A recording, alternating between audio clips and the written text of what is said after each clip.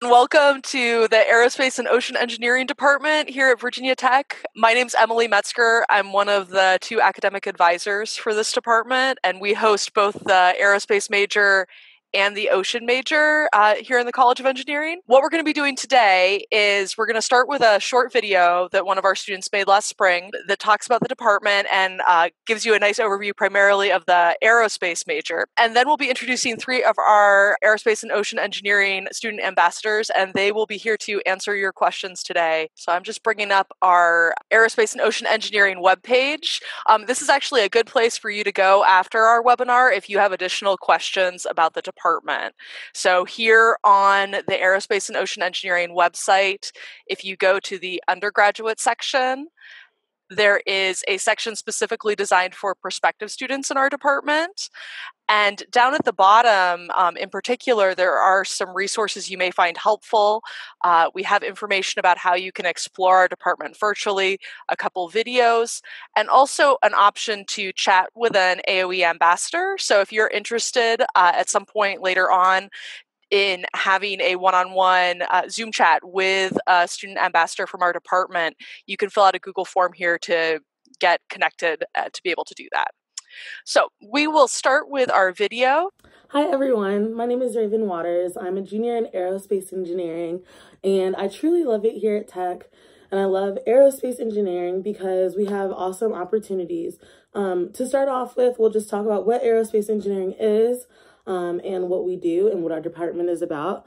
So first, we are the Department of Aerospace and Ocean Engineering because it is combined, and that is partly because we study the same things for the first 2.5 years of our studies, all the way up until you get to compressible versus incompressible flow. So in aerospace engineering, we cover aerodynamics, we cover propulsion, we cover electrical systems of aircraft and spacecraft. We also have our space engineering track. We have our systems track. So we pretty much cover everything that has to do with an aircraft or a spacecraft.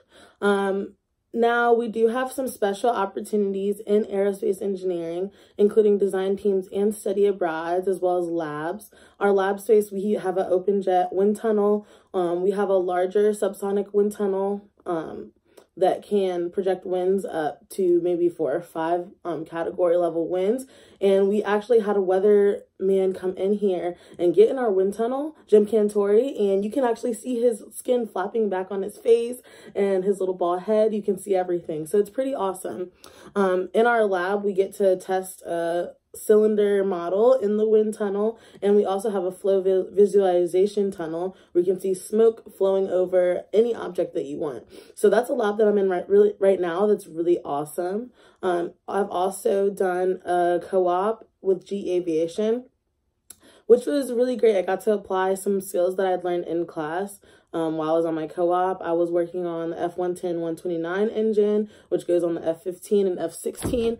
That was a really awesome opportunity because I lived in Cincinnati and I was working with, adults that were in the workforce and really learning from them. And I've worked with engineers who were on the engine for 30 years and above. I've also done a study abroad. Our study abroad program is a partnership between Airbus, HAAV Hamburg, which is in Germany, and Virginia Tech, Aerospace Engineering. So they make sure that we can get our credits when we go back, but we also get some technical experience because you can be involved in a research project with Airbus or a research project on your own, which is what I did. I did my study abroad last spring.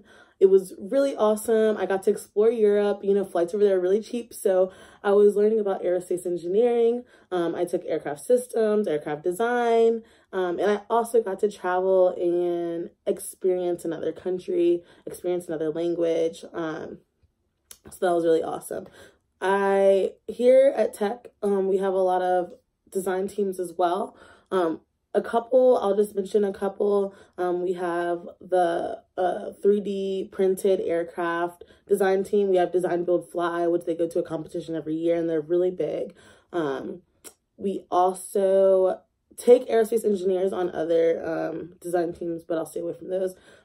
We have a NASCA RASCAL team. So we have rocketry, plenty of rocketry to go around. So it's really awesome. You have plenty of opportunities in aerospace engineering here at Virginia Tech. So that was our brief intro to aerospace and ocean engineering, and again, especially our aerospace major. I'm now going to pass things over to our student panelists and have them introduce themselves to you, and we'll start with Raj. Hey guys, I'm Raj. I'm a junior. I'm a double major in both aero and ocean engineering. I already saw we got a couple of questions about that, so I'll get to that in a little bit. And just really quick, that video focused a lot on aero.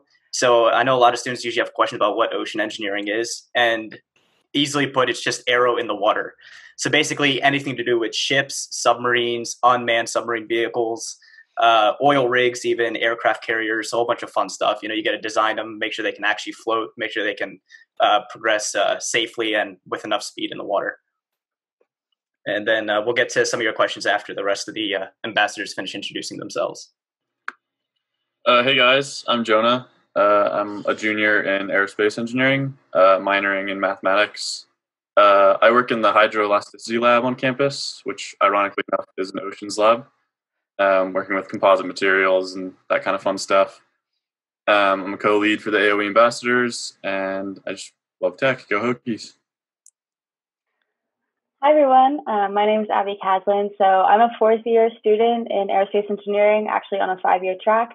Like Raven said in that video, I also went to Hamburg in Germany I tried to study abroad last semester, but it was an awesome experience. So I'd be more than happy to answer any questions about that as well. I'm sure we'll talk about more of our internship experiences as well. I was lucky enough to complete one with Lockheed Martin out in Fort Worth, Texas. So if you have any questions about that as well, feel free to ask. All right, thank you everyone. And I see we do have a couple questions already in our Q&A section. Please, as you're listening to this webinar, feel free to write in more of those questions as they come up, and we'll be asking them of our student panelists. It looks like our first couple questions both relate to the double aero and ocean major. So Raj, if you'd like to say a little bit about that, that would be wonderful. Yeah, sure. So the double major, basically you have a primary major first. So my primary is aerospace engineering. And then you can select the other major as your secondary major, which in this case would be ocean engineering. It is very possible to do, especially if you come in with AP credits. I think with my schedule, it's only about 6 extra classes to get the double major, which is very doable. It's about 18 credits or another semester's worth of class. But I will be finishing in 4 years. I do also have a math minor, and I was thinking about getting a CS minor, so it is very possible to do that. I'm not sure how the core would affect it, though. I don't have any experience with that, unfortunately. Great. Abby, we have a question asking you to speak a little bit more about your internship at Lockheed Martin. Yeah, for could you sure. share a little bit about that?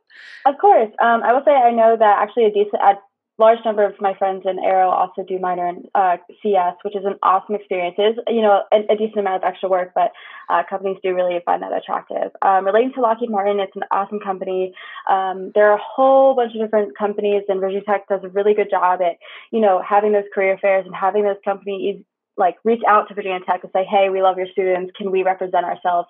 And so how they usually work is you go to a career fair, you apply online, you present your elevator pitch, your resume, your cover letter, and, you talk to different recruiters about what you're interested in. You have that conversation so that they can best place you in those companies. So at Lockheed Martin, I was in the flight controls group in the integrated fighter group. So I was working on F-16 and F-22 planes on their control laws. So basically, if you think about the automated ground collision avoidance system in a plane, I was working on the control laws with that. So basically, if you think about if you're a pilot, and you shift the controller this much, what happens to the different, forces on the aircraft, how big should all those surfaces be. So it's a really great experience. Definitely a lot of other options besides Lockheed Martin. I know they're an awesome company to work for sure, speaking from my personal experience. Great. Thanks, Abby. So there was the question about minors, and I know we touched on computer science. Could any of you say more about what it's like to try to fit a minor in, a computer science minor or naval engineering or math with aero and or ocean? Yeah, so Go ahead. Okay. All right. I'll start it off with the math minor if you want to continue with that. So essentially, the math minor, at least with the way my degree path is working, it's only one extra class. It's basically a free minor, and you got to take an extra math class that'll help you in the rest of your classes as well. I do have a lot of friends that are also doing the CS minor, as it's been touched upon. Like with everything else, it's a couple extra classes. If you took AP classes in high school or IB classes and you have some extra room, then it's very, very easy to do. Highly recommend. Yeah, I was just going to say, unfortunately, it really depends on the minor of your choice and how that like levels up with what major you're doing. Like Raj said, we're both doing aero and he's doing ocean, and so the minor in math is really easy to get. But if you're doing a major in aerospace and you want a minor in accounting, that's probably significantly harder to do. And so I know on tech websites, there's all these checklists that'll tell you what you need for specific minors, what classes you need, which double count with your major, that kind of stuff. So sadly, it is a case-by-case basis for the most part. Thanks, guys. Okay, we have a lot of good questions coming in. Here's one for our student panelists. In my classes, am I more likely to be taught by a professor or a TA? I know that if a university is heavily research-oriented, professors will often hire TAs to teach classes. What has been your experience as students? In my experience, all of my classes have been with a professor so far over the last, 3 years, I guess. Time flies. So it's been all professors. I do interact with the TAs if I need extra help outside of class, but I haven't really done that too much. The professors do make themselves very open as much as they can. Of course, you will run into the time when sometimes you need to learn it from a different perspective, so then you would try to go look for a TA. But in my experience, it has been all professors. Yeah, I will say that typically if you do have a TA, it's going to be sometimes, in those different math classes, sometimes the math department has TAs teach them. But, there is a really good, support group for that. So if you, are struggling with having a TA, there are a lot of people who can help you out with that as well. I'll add one more point. For a lot of classes, at least when you're starting out in the engineering program, you'll have your main lecture, which is with a professor normally. And then you'll have like recitations, which are like these classes that you have like once a week outside of the lecture. And those are normally taught by grad teaching assistants. And that's smaller class size as opposed to a big lecture. And it gives you that like more one-on-one or in a small group to just figure out problems that you were having problems with. Great. Thanks, guys. One question that sort of follows up on talking about professors and TAs, typical class size in engineering classes. What has your experience been with typical class size? Yeah, so it kind of depends on what year you are. So as you're starting out your sophomore year, you really dive into that intro to aerospace or intro to ocean, whatever track you choose to take. And then as you complete your, second, third, fourth years, you actually get to go more down a specific track, so a concentration of your choice, and then those class sets can kind of get smaller and smaller because you kind of go down more of a specialized field in those professors. So it can be anywhere. So I remember my, fluid dynamics class was somewhere around 40, usually 30 to 50 range. My math courses are usually between that 30 to 40 range. And then, I'm in a few of those concentration electives like I was talking about, and those can really be anywhere between 10, 20, 30 people. So it's pretty much what you make it. And, it does feel, there are a lot of really good ways that you can kind of make it feel smaller if that's more, applicable to you. Yeah. And then just to add on from the ocean perspective a little bit, ocean is significantly smaller than aero here. So we have every kid in ocean is in the same class at the same time. So we get to see each other all the time. And I know I had one class where we had maybe 4 people come to lecture.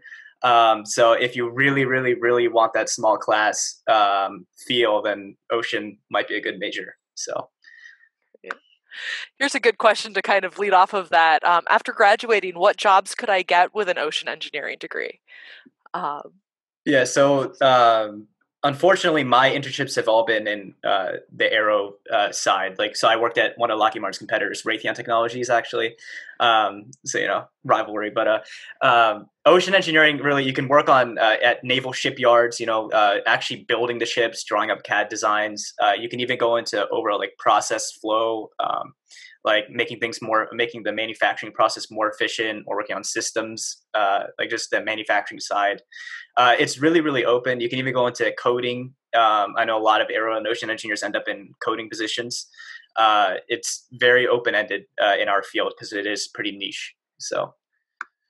And just again, moving off of that, I know a lot of you have been involved in student organizations, design teams, clubs, and we have many for both aero and ocean. Could we speak a little bit about some of those opportunities?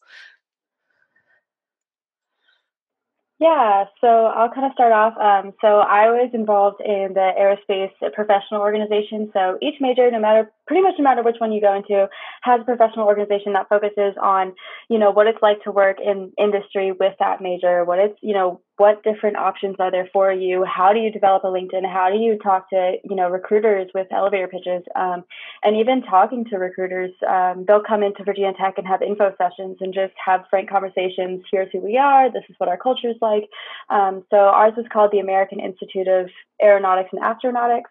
I know there's another one for ocean. The list goes on. So that's a really good opportunity, especially, for on that resume.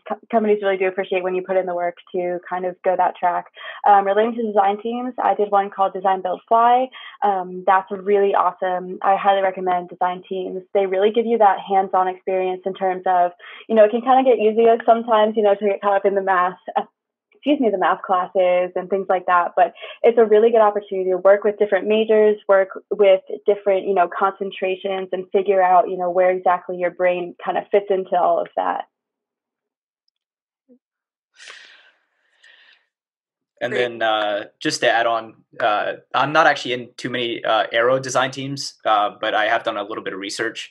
So I worked on a sounding rocket with a professor my freshman year, actually. So it is possible to get research your freshman year. Basically, we built a rocket from scratch, launched it up into the atmosphere, and tried to see collect air samples to measure nitrogen density in the air. And then I actually just started another research project, very coding heavy. Actually, we're building a quote unquote capture the flag game to be used by the Navy in a coding exercise. So you can always go into research if you're not actually interested in design teams or clubs as well. The male to female ratio for the major. What's the male to female ratio? I don't know if our student panelists know it. Maybe you could speak to it, and then I can pipe in if needed. Yeah, so speaking from my experience, my intro to aero class, my sophomore year, I think we had, it's around 30%. I don't know the actual number. I know it's growing. I know it's getting bigger. There's definitely, when you walk into a room, it's definitely male dominated, but it's also, definitely gotten a lot better. And I do feel like there is a pretty good ratio. And, I don't feel out of place for anything like that. Yeah, I think right now I want to say we're around a quarter female, but again, I don't have the exact numbers, but we're encouraging everyone to come join us. Are you taking classes on campus this semester, or is it online this current semester? I personally am entirely online. I know a couple of my classes are doing a sort of combined thing where you have 2 lectures a week, let's say, and they split you into 2 groups, the whole class. And so group A will come into class on Monday, and then group B will come in on Wednesday. But I'm doing everything remotely, so I just go onto Zoom for all my classes. Yeah, I know that most of the labs are still in person, but same thing. They'll kind of like one lab partner will go in, one will stay on Zoom, and they have cool setups where you can actually control some of the instrumentation from Zoom. So that's a really cool feature as well. A couple questions here related to programs that you use in class. So here's one. Do you use any CAD or Auto programs such as SolidWorks in your courses? In my high school STEAM academy, I have gotten certifications and was wondering if they would come in handy. 100%. So it's not necessarily like required for you to know how to use these programs. They'll teach you what you need to know in your like intro to engineering courses. But especially for lots of design teams, they're always looking for people who have, 3D modeling experience, that kind of stuff. Or if you're doing a group project for one of your classes, you might be the 3D design guy, and then your job is to 3D design everything for everyone else. So definitely will come in handy. There's another question here that kind of connects to that one a little bit, asking about computer sci programs and whether there are those courses at Virginia Tech. Kind of going along with how important is it to know some of that programming? Should they start learning on their own, or are there courses they can take? Yeah, so I guess I can answer this one. I came into Virginia Tech not knowing anything about coding, period. And it's safe to say that I'm doing really well in my classes now. So they do a good job of teaching you everything you need to. And you will have the skills at least to find out where you can look for more information if you're struggling. Yeah, I've had no issues. I've learned a couple of new program languages here. And it is all taught to you pretty well. Great, thank you. Let's see. Job opportunities. Are there a lot of job opportunities for graduating majors in aerospace and ocean engineering? So many. So Virginia Tech does a really, really good job in terms of looking out for your career, after college. What does that look like? How to prepare for it, things like that. There's a lot of different organizations that will help you with that. For example, every major has that professional development organization like I was talking about before. Jonah and I are both involved in SEED. So that's, we do mentoring programs, we do professional development, kind of, help you with that, kind of figuring out what the right steps are to take. And so we have a lot of really cool career fairs as well. So we have Engineering Expo, which I think has usually over 300 companies come out, ask Tech to, represent themselves. They actually pay Tech because, they love our students. We have actually an aerospace and defense and intelligence, centralized one called ADI. That's a really great one because it's, companies just coming for those types of majors. And then there's also a few in the spring that really help as well. Here's another question about the engineering living learning communities. Did any of you participate in those, and could you share your thoughts? Yeah, so I don't know if Jonah or Raj or if you did, but so my freshman year I was involved in Galopatia. So Galileo is the all-male, living learning community for engineers, and Hypatia is the female. So I was in Hypatia in what is now Hogue Hall. It's a really great experience if you're looking for somewhere to sort of meet those people also involved in similar things as you, are as driven as you related to engineering. So I personally didn't know what type of engineering I wanted to go into. I was thinking civil at the time. Then I switched about every 2 weeks. I wasn't sure. So it's a really great way to talk to people in the same position as you. They also provide you with a mentor. So as you'll have, your RA, but you also have a mentor that has common interests as you. And you're, given a group of, people on your floor who are really, really awesome, great to talk to. You actually take a class that's 1 credit. And it's really, really great because it provides kind of that same professional development. It helps you figure out your different majors you're interested in. It helps you figure out, what is engineering? What do you do? What is, a job in engineering even look like in the first place? So I highly recommend it. It's always fun. You can tell whenever there's like a big chemistry test or something because everyone will be going to, each other's rooms. I would like to add on that real quick. So SEED is the one responsible for these engineering living learning communities. And so another thing that SEED offers is peer mentoring. It's the peer mentoring program.